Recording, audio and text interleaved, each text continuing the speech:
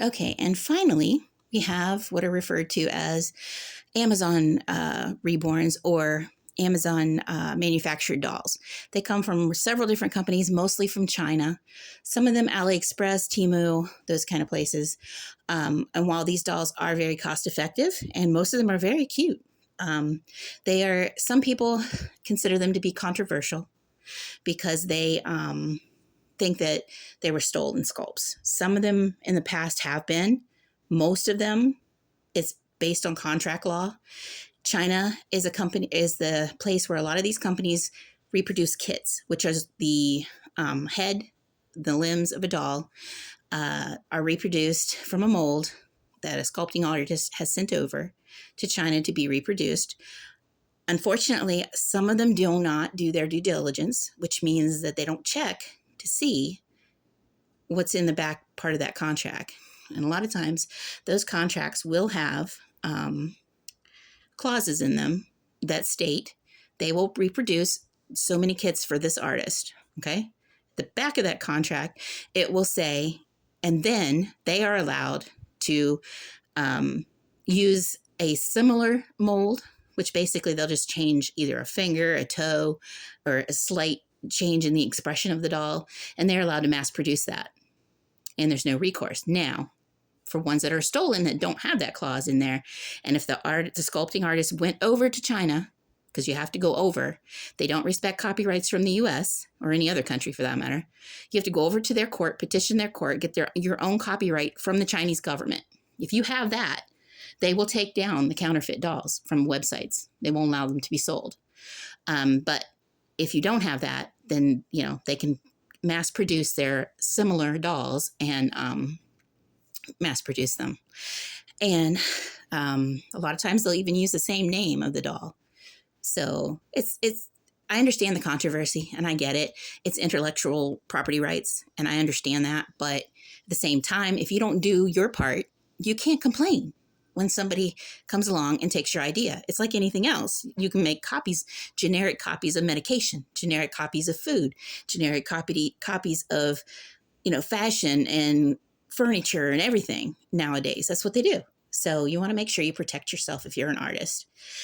And so a lot of people feel it's a bad idea to buy these dolls. Now, some people, when they first get into the hobby, they don't know what they're looking at. So they don't think anything about that stuff. And if you don't do a deep dive into the reborn world, you're not going to know that stuff. So what a lot of people will buy these as what we call starter dolls because they are cheaper. You can get them from anywhere from literally $30 to just under $100. They're not, expensive at all. Now, the vinyl that you will get on these dolls is not up to par with what you get from an authentic baby that an artist has done. Okay, it is different, but it's just such a slight difference. So if you just want a doll to look at or for a child to play with, they're fine. And you'll have people tell you that they're poison and, they make them with those. Well, I've been doing this for almost 7 years and I haven't got sick yet. And I take my dolls apart and I redo them when I get them. So yeah, I'm not finding anything untoward in them or anything. Vinyl itself is known to be toxic. Okay, that's just a across the board toxic thing. Even the original kits will be toxic as well, but we're not ingesting them. So, use a little common sense, you'll be fine. But yeah, so these are manufactured and, you can get them off of Amazon and they're cheap and, they're a good way to get into the system. They're very pretty. This little doll is adorable. And I know she is from a sculpt, a legitimate sculpt, but she's not. She's a replica, which is a lot of people will call them replicas. They call them counterfeit. They'll call them knockoffs, whatever you want to call them. Okay. They are pretty much here to stay. There's not really much you can do outside of the artist doing their part and going over and getting the copyrights so that when stuff pops up as a stolen sculpt, they have recourse. Or, if they read their contract closely, it'll say, we have the right to make a similar copy. If you don't do that, though, you can't complain.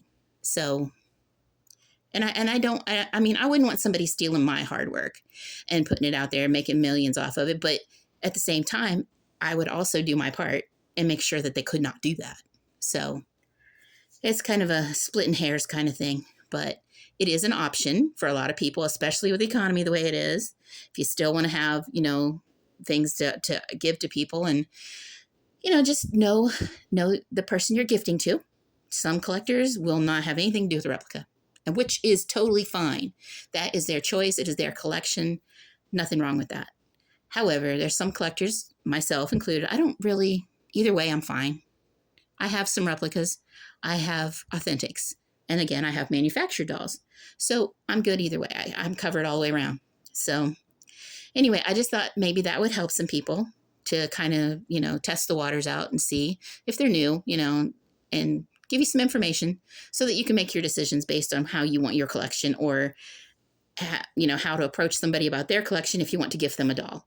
So anyway, I hope that helps for helping people out with the holidays. I know it's a little bit early, but again, it's kind of not, because with this time of year, things sneak up on us fast. So I just thought I'd put it out there now, and we will see where it takes us. So good luck to everybody. Keep your wits about you. And if you're not sure about something, ask questions. Take care.